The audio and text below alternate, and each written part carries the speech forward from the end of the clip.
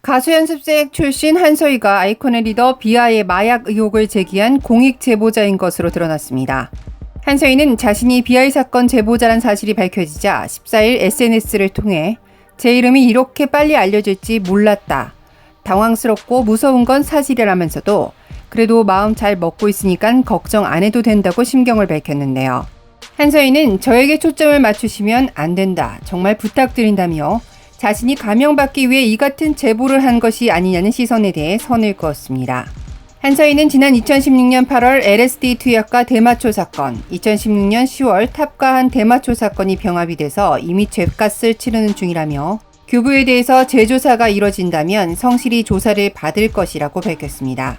덧붙여 제가 염려하는 부분은 양현석이 이 사건에 직접 개입하며 협박한 부분, 경찰 유착 등이 핵심 포인트라며 저한테만 초점이 쏠릴 것이 걱정되어서 저란 사람과 이 사건을 제발 별개로 봐주시면 좋겠다고 당부했습니다. 비아이를 끝까지 말렸다고도 강조하기도 했습니다.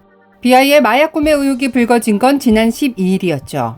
비아이가 지난 2016년 4월 마약류 위반 혐의를 받은 피의자 A씨와 나눈 대화 내용이 공개되면서 큰 충격을 안겼고 결국 비아이는 그룹 아이콘과 소속사인 YG에서는 물론 방송가에서도 퇴출됐습니다.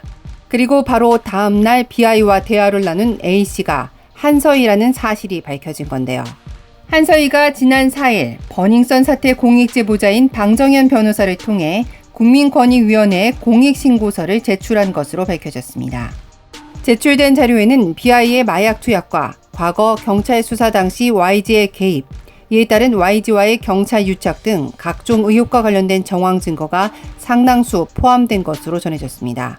실제로 한서희는 지난 2016년 8월 22일 마약류 관리에 관한 법률 위반 혐의로 긴급 체포됐었는데요.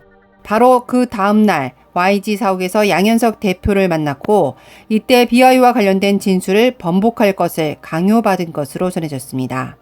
설상가상으로 14일 한 매체는 한서희가 경찰 조사를 받기 2달 전이었던 지난 2016년 6월 YG의 또 다른 그룹 위너의 멤버 이승훈이 한서희에게 비아이가 YG 자체 마약 검사에서 양성 반응을 보였다고 전한 사실 또한 단독으로 보도했습니다. 비아이가 겁이나 사지 못했다고 마약 의혹을 부인한 상황에서 단지 구매 의혹만으로 이뤄진 초고속 퇴출에는 다 이유가 있었던 것 같은데요.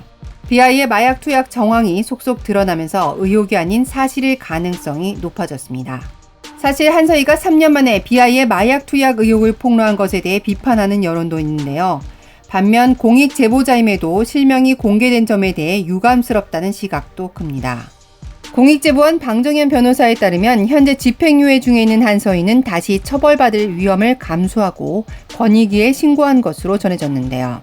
한서희 자신이 YG와 경찰의 유착고리를 밝힐 살아있는 단서라고 판단했기 때문이라고 합니다. 한서희 용기로 제점화된 비아이의 마약 투약 의혹. 과거 한 차례 소환 조사도 하지 않았던 경찰이 이번엔 어떤 결과를 내놓을지 주목되는데요. 나아가 계속되고 있는 YG와의 경찰 유착 관계에 대해서도 경찰이 대답할 차례입니다. K스타 뉴스 안지선입니다.